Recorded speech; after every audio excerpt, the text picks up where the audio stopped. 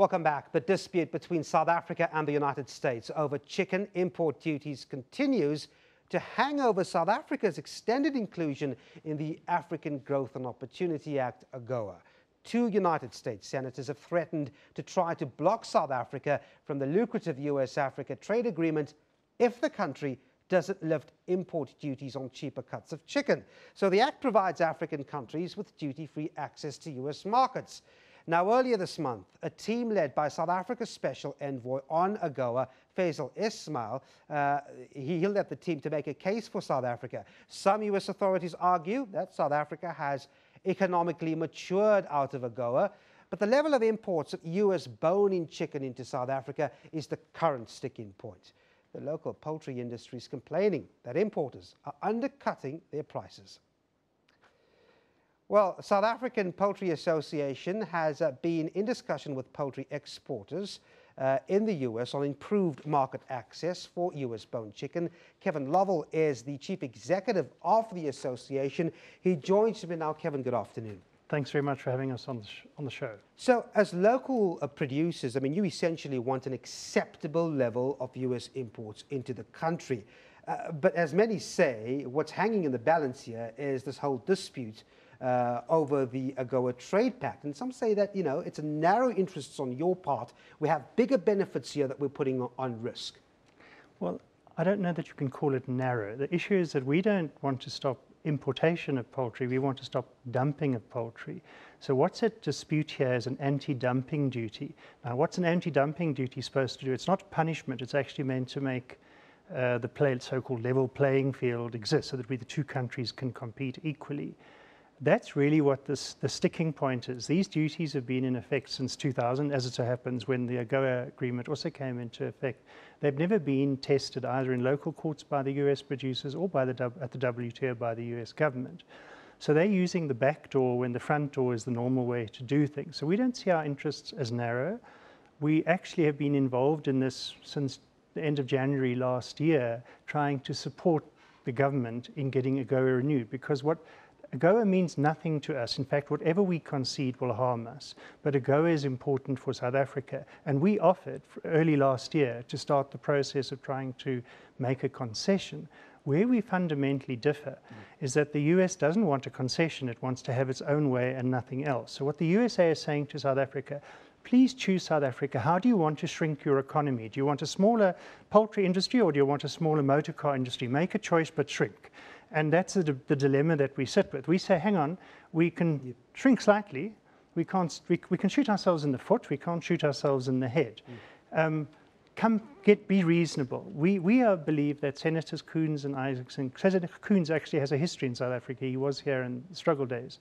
And we think that they want AGOA to be renewed. We think that they need to also be able to go to their own industry and say, you're being unreasonable, which is our position.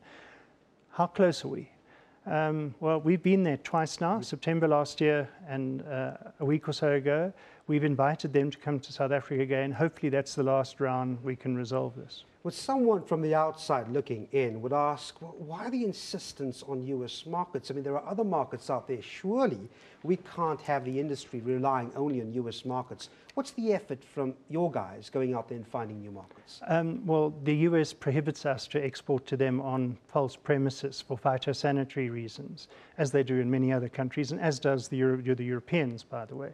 But the fundamental issue here is that the US, or the developed world, not just the US, have dietary preferences. Chicken is a fashion meat. They want to eat the white meat, the breast meat. In the developing world, we actually prefer to eat the dark meat. We like, eating off the bone. So their dietary preferences are being exported to us at a price that's not related to the cost of production. People say, oh, this is very complicated. It is not complicated. You have to have a whole chicken before you can have pieces of chicken. There's no way you can say that the leg quarter in the chicken costs less to make per kilogram than the whole bird, which is what the Americans do. So the understanding of dumping is not difficult. They dump, period. Why do they dump? Because they don't want to eat the stuff. They actually don't export. They dispose of surpluses they don't want to eat. People like us like eating that in the developing world, but we just don't like the price.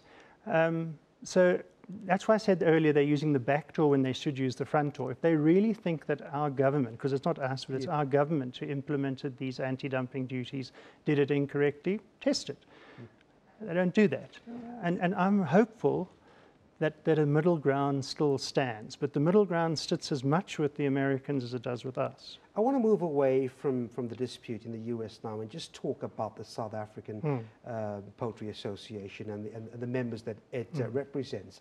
There is this view that it's monopolistic, it's valued to something, I've seen a number of about 30 billion rand of an industry.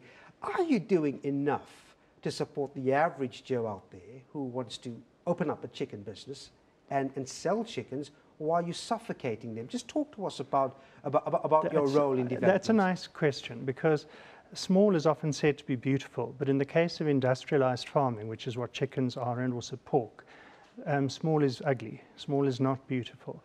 In our developmental strategies as a country and also as an industry, we're trying to change what exists in terms of the transformation imperatives, and we're also trying to make space for those who are not included so we can have more farmers. Because if we simply changed the complexion of the current business and made it more reflective of our demographics, we haven't actually created any new jobs. We've just changed within. How do we add the new people in? We can only do that with government support. We have had some support, particularly from the Gauteng Department of Agriculture so far. We're trying very hard, and Agriculture, the National Department, is very interested in taking this forward.